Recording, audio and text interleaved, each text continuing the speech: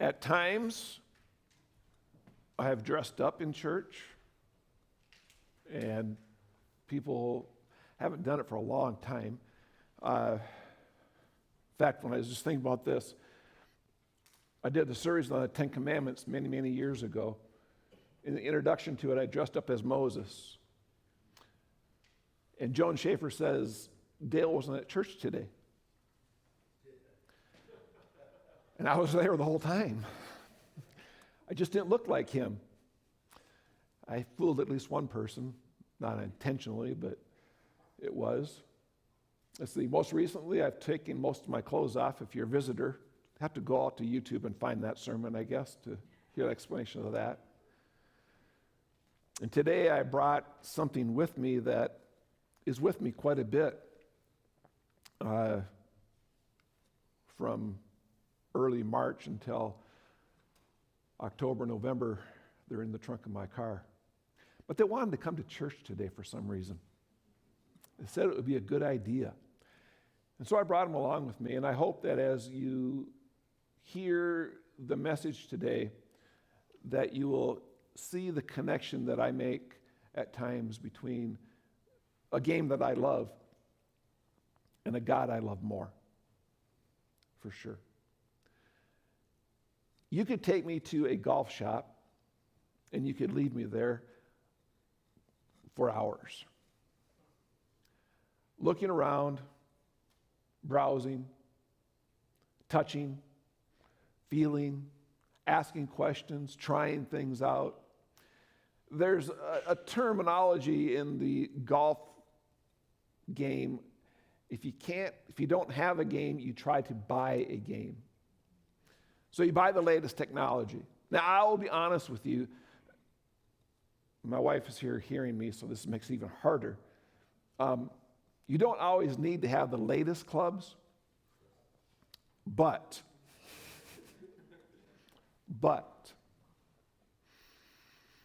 this putter is a few years old, and it really will never go out of style. I can keep this one. I know friends of mine that have putters that are 20, 30 years old, and I have a putter that's probably about 10 or 12 years old that I've used most of the last week, in fact. My irons are a few years old, and they're good. My woods, those are probably the biggest things. They change in and out year after year, and so you kind of look at those more importantly and try. I tried a new one this year, and my old faithful driver actually is better, and so I've kind of go back to it. But I know guys that, I know one guy in particular, and if I told you his name, you would probably know who he is. He's not a professional golfer by any means, but he's a very, very highly successful businessman in this world. He was from Cedar Rapids, doesn't live there anymore. But I know of him going on golf trips and playing bad one day, and he shows up at the first hole the next day, and he has no golf clubs, and people say, "What's going on?" He said, "Just give me 5 minutes." And pretty soon someone comes up with a brand new set of golf clubs for him to use that day. I can't understand that, but that's okay. But people are always out there trying to get better by just buying new equipment. Now, I do have a motto that if I can't play good, I can at least look good, and so I usually try to look good on the golf course. And Lisa actually tempted me to wear my golf attire today, but I didn't. Romans chapter 12, verse 6 says, "Having then gifts differing according to the grace that is given to you, use them." God has given us all gifts. Each one of the irons and clubs in this bag are for a specific purpose. There's a commercial out right now of a couple of golfers, professional golfers, that they've given like a wood, and they want them to hit over a flop shot, kind of a high shot onto a green, and they flub it in the water and hit it all. It's kind of funny to watch them try to do it because you can't do it. So you have to have different clubs to do different things. But God has given us different gifts, each one of us different gifts. And He asks us to use them. You have these gifts that I don't have. I may have one or two gifts that you don't have, but together, as we bring them all together and we use them together, it creates a beautiful picture and thing that for God. And he uses all of us together to be successful in his purpose and in his will. It's an awesome thing to have and to be part of. And so, explore what your gifts are. And don't limit yourself in that. I'm not going to pick on anyone today, but there's a couple of clubs in here that I could give to somebody that thinks they're a decent golfer in here, and they probably couldn't hit. But if they practice, they probably could learn to. And sometimes God gives us a gift that you don't think is really one that you can use, but if you practice, you use it enough, you will get proficient at it. It will work. I have a club in here right now, this one that has you see this, Gary? A nice fat flange on it. This is a 58 degree. I have 3 58 degree clubs. But I've chosen this one recently because I've become less proficient at it, and this fat part of the club helps me get it through the grass easier. It's made it easier for me. And God says sometimes, I'll be that part for you, and I'll help it. You work and use your talent more successfully if you'll just try and be there with me. A very basic thing, Dad gave me a book years ago. It's called In His Grip. And it's talking about relationship of golf and in relationship with God. And it all starts with the grip. For golf, it's all important in how you hold the club. And there's 2 basic ways. I hold mine this way, and some people interlock their fingers, and it just feels strange for me because I've been doing it too many years like this. And then I got to keep reminding myself, am I gripping too hard? Am I gripping too light? It makes a huge difference. And when we talk about our relationship with God, Colossians chapter 1, verses 9 through 10 says, "For this reason we also, since the day we heard it, do not cease to pray for you, and we ask that you may be filled with the knowledge of his will in your wisdom and spiritual understanding. They may walk worthy of the Lord, fully pleasing him, being fruitful in every good work, increasing in knowledge of God." I remember when I started playing golf, I was probably in the 7th, 8th grade, and I would go play with my grandpa, and he would tell me, "You're holding the club too hard, you're swinging too fast, you're swinging too hard, you're swinging," all this stuff, and it's like, I don't get it. God asks us and invites each one of us to come and increase in his knowledge, to be part of him and grow in him. We don't have the knowledge all right away. I'm a proficient golfer, but I didn't get proficient overnight. It's taken me years and many lessons and a lot of trial and much, much error. And our relationship with God is a lot the same way. He says, come and have a relationship with me and learn. Sometimes we'll have error, and he'll straighten us out. Sometimes we grip him too tightly, and he says, just relax and breathe. It'll work out. Proverbs chapter 3, verses 5 and 6 says, trust in the Lord. Do you trust in him? I have to trust that the tools that I've chosen to use for golf, I have confidence in. I really like my tools. I trust them. And when one starts to do something that I don't think that it should, it's probably because it got bent some way. And I take it to the golf mechanic, and he puts it on the machine, and he checks it, and sure enough, it's off, and he adjusts it and gives it back to me, and it works great.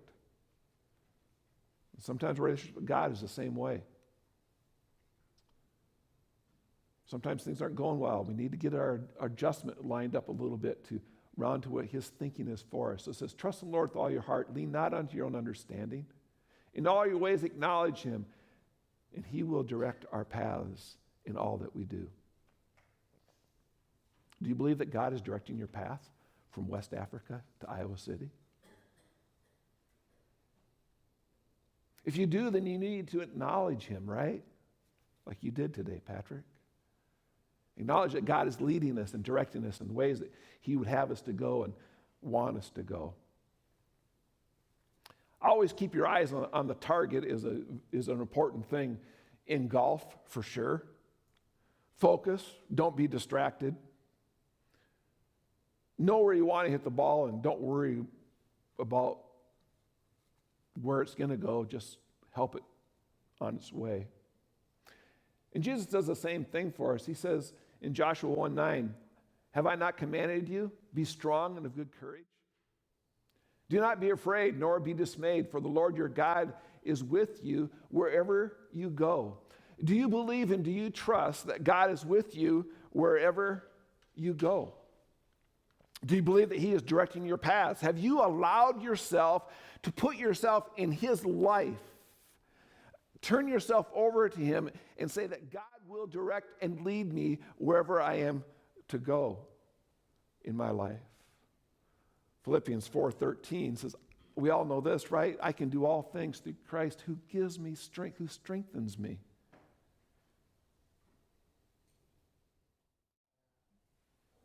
I was visiting with a friend one day after we were done playing golf, and some comment was made about, God really doesn't care about golf. And I said, really? I said, do you like golf? And he said, well, yeah, I like golf. I said, do you have a relationship with God? Yeah. Do you think God cares about you? Yeah. Then don't you think God cares about your golf game?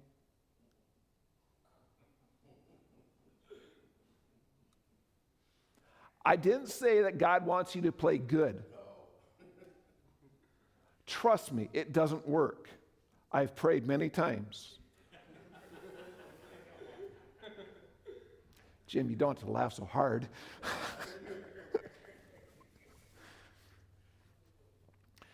I didn't say he cares that I play great golf. But he cares about my golf game because God cares about me. God cares about you. Whatever of your interest in your life, God cares about because it's of interest to you. And God wants you to use your interest for his good. I happen to believe in my heart fully that I have done more Bible studies with these in my hand than with a Bible in my hand.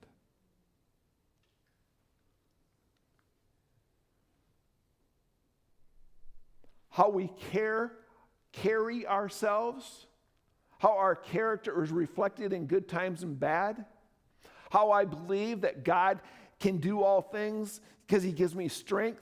In other words, when I fail, he gives me the strength to accept my failure. When I succeed, he gives me the ability to say, yeah, I succeeded, but God gave me the strength to do it. Matthew chapter 14, verse 30 tells us, talks about the story of Peter walking on the water, right? You know the story, the storm. Jesus approaches him on the water, and Peter comes out and starts walking on the water to him. It says, but when he saw that the wind was boisterous, he was afraid. He began to sink, and he cried out, Lord, save me. Why did Peter begin to sink? He took his eyes off Christ.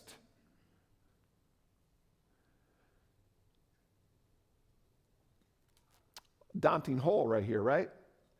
You see there's not a piece of land attaching the tee box to that green. See the boat coming across? Now, probably 90% of the golfers would stand in that tee box, they would see this green, and what do you think they would see? Gary, what would they see? Water. That hole is probably about 150 yards long, okay? Easy 8-iron. I can hit 150 yards with this club all day long, no problem at all. And that green is really pretty big. But if I take my eyes off the green and start looking at the water, you know where I'm going to hit it. You and I, if we take our eyes off from Christ, you know where our life is going to go? It's going to go in the water. We're going to struggle. We're going to be just like Peter. We're going to start sinking. We're going to start saying, Lord, help me, save me. But when we keep our eyes on him and we trust and we believe, he will carry us through those storms of life without a problem or a care on our part. Because we know we're in the Master's hand and he cares for us and he'll carry us through. So what's our focus? Is our focus money? Is our focus fame?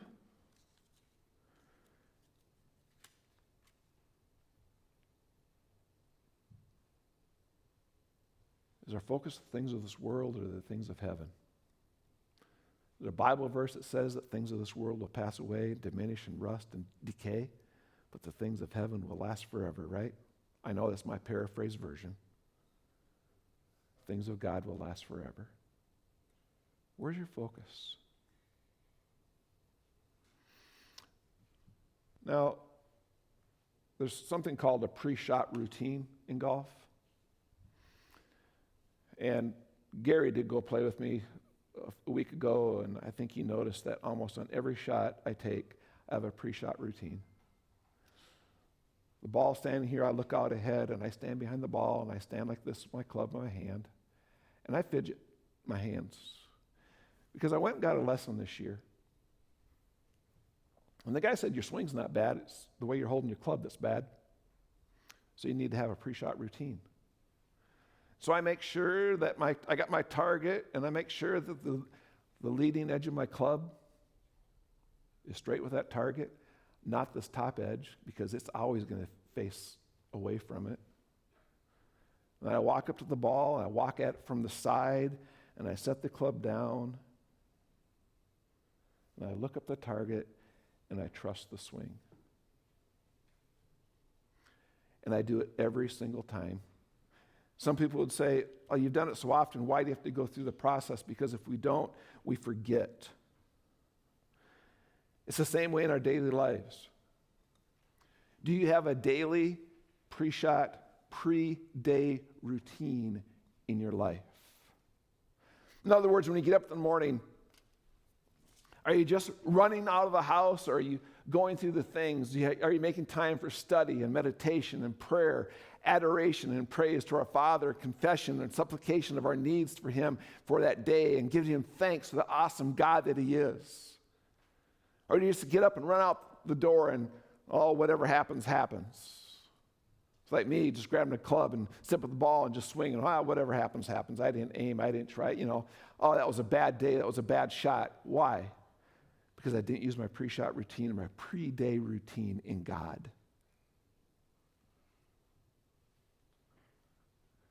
Basic things, right? Basic things to take a golf club and line it up to where it should be. That's just should be automatic. But we forget the basic things in life. And we forget the basic things in our routines with God. Study, prayer, confession, give him thanks for the things he's done. It's basics, but it has to be part of our routine in life. Because if it falls to be part of the routine in life, pretty soon we forget it, and pretty soon we're going on through life, and things aren't going so good at all. Can't really tell it really from this picture maybe, but this is a chip shot, and the short grass you see at the top of the picture, that's the green. It's said in golf that over 60% of the shots in golf are taken from right around the green or putting on the green. But if you go to the driving range, you know what club is used the most? We like to take out the big stick. Because, man, I like to swing this, I like to see the ball go a long ways. Out of 18 holes, I maybe only use this 13, 14 times around.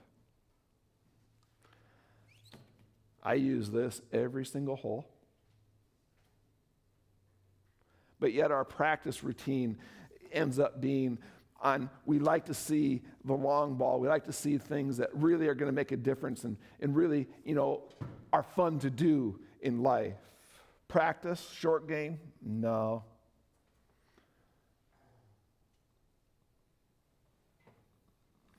What about your ministry to Christ? Can you impact one life?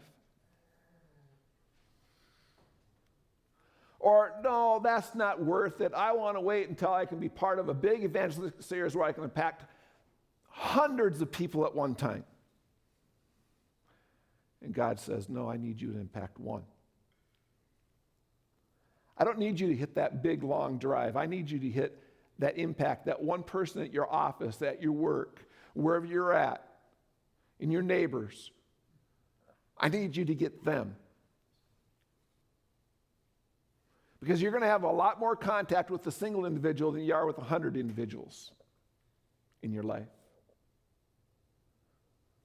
So who are you going to contact? Who are you going to submit to God with? Proverbs 13:11 says, wealth gained by dishonesty will be diminished, but he who gathers with labor will increase. Are we laboring for God's kingdom and generating the increase around us each and every day? Now, the cool thing about this, golf, life with Christ, is sometimes there's rewards at the end of the day. Sometimes we do complete, I did complete a round of golf successfully.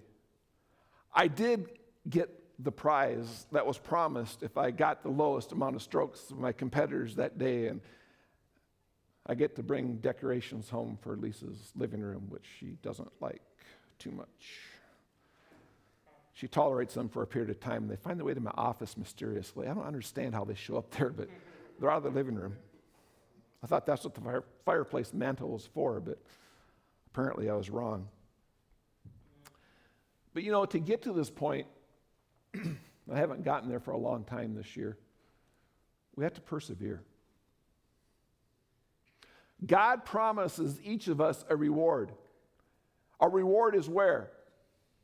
Heaven. Is heaven come with ease? Or does heaven come with trial and sometimes error and sometimes victories and sometimes perseverance, sometimes patience, sometimes struggles as we're trying to obtain that goal? Jeremiah 29:11. I know the thoughts that I think of you, says the Lord, thoughts of peace, not of evil, to give you a future and a hope. What is your hope?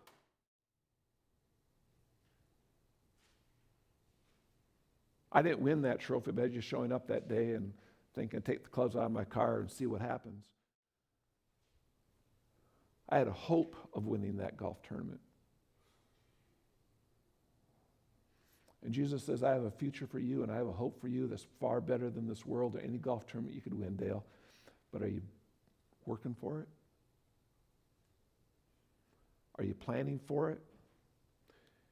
Do you have the game plan to get there? In golf, I've taken Gary out to my course a couple times. Amana is where I like to play the most. It's kind of a hard course.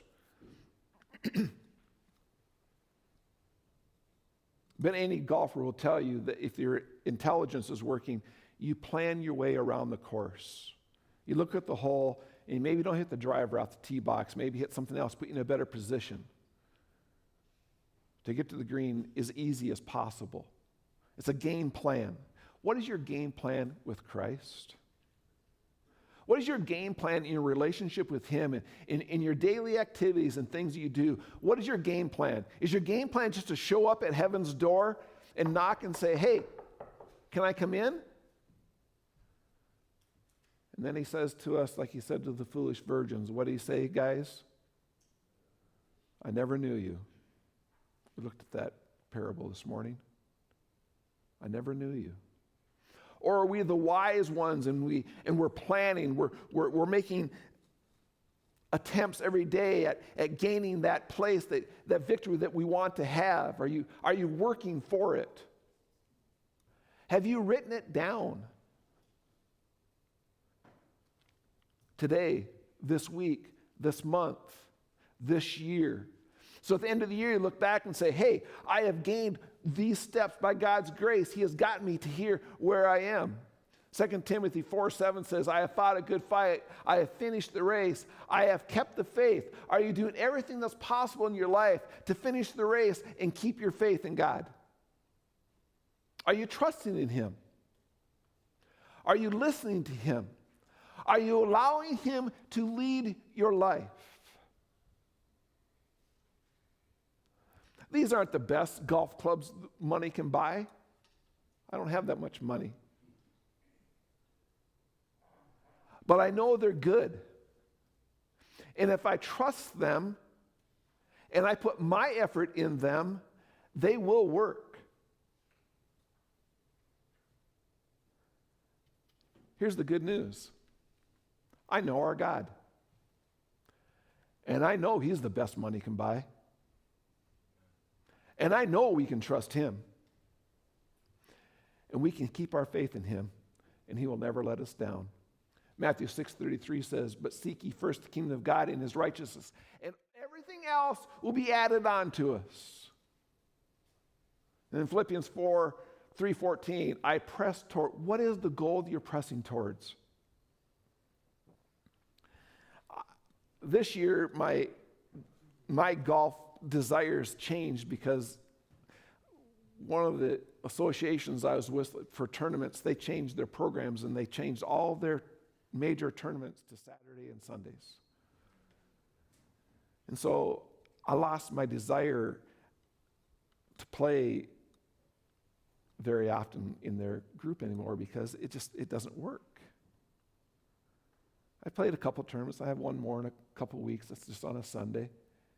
But national championships and stuff, last year I went to a couple different places because they weren't over weekends and it worked, but they changed. Did they change or did God tell them to change so my focus would change? I don't know.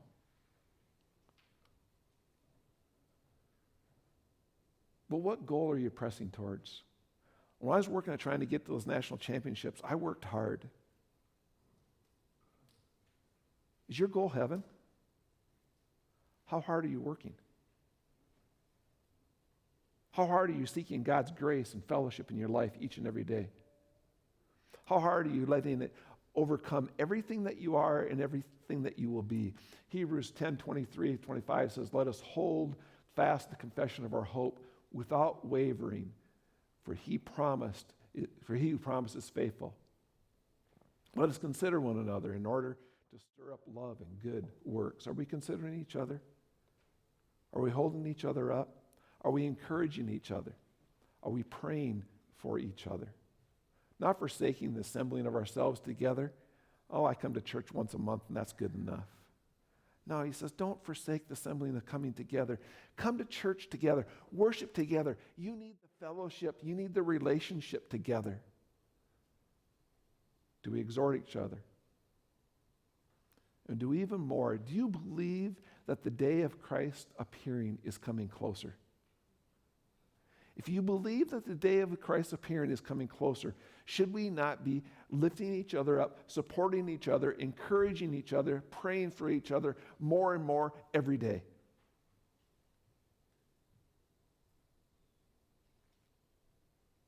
When I'm getting ready to play a golf tournament and I have one of my friends is playing with me because it's a team thing, I mean, we're talking to each other for a week or two ahead of time. Are you practicing? Are you working on this? Are you having trouble with this? Can I help you with this? Can we, what can we do? Lift each other up so when that day comes, we can be the best that we can be. Are we lifting each one up that we can the best that we can be in Jesus Christ so we're ready for the day that He comes? If we aren't, we're missing the mark. We've lost our focus. We've lost our pre-shot routine. We've lost everything that he's asked and called us to do. 1 Corinthians 12 and 13 says, "For as the body is one, has many members, but all the members that are one body, being mainly are one body and also in Christ. For by one Spirit we are all baptized into one body, whether Jews or Greeks, whether slaves or free, and all of them made to drink from the one Spirit." We're a lot of different parts here, friends, but we're one in the body of Christ. We're one in his Spirit. There's only one goal that we have in life. There's only one desire. So we're ready when he returns. Now I realize this maybe isn't the best picture to use for this closing thought, but this is a pretty narrow fairway. There's a lot of danger right and left on this one. I could easily get distracted on this fairway and hit my ball right or left. Or I could keep my eye looking forward down the fairway in the center and play that. What is your eyes focused on in our lives? Is it focused on Christ? Is it focused on heaven as your goal? Are you doing everything you do to obtain that? Are you putting the blinders on so you aren't distracted by the hazards that are out there in life? Because, friends, Satan has a lot of hazards out there to distract us in life. Acknowledge them. They're real. The woods, the creek, they're real in this fairway. They're present. There's not a question about it. They're present. They're lurking there just to suck a golf ball in, and Gary will tell you, they suck golf balls really quickly sometimes. But also that short grass in the center, it's awful nice. That's our relationship with God. We keep there, the danger stays away from us. There's a course I play up in Minnesota. You play in the morning or night, heavily wooded, and the woods are a buzz. They're literally buzzing. You know why? There's mosquitoes in those woods. I mean, I'm serious. It's buzzing.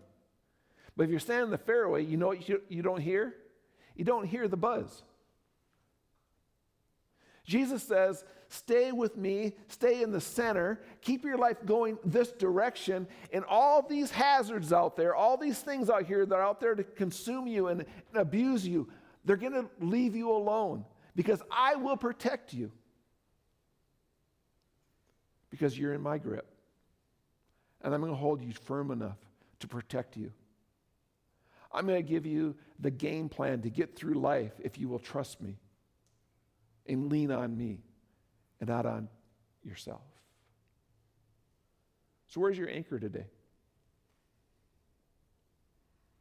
Is your anchor planted in Jesus Christ? Or is it someplace else?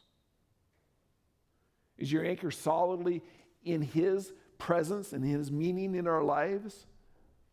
Or is it directed at someplace else?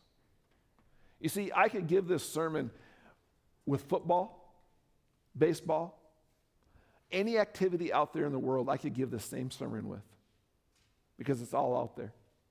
But it all comes down to one thing. Where's your focus? Where's your eyes? Who has control of your life?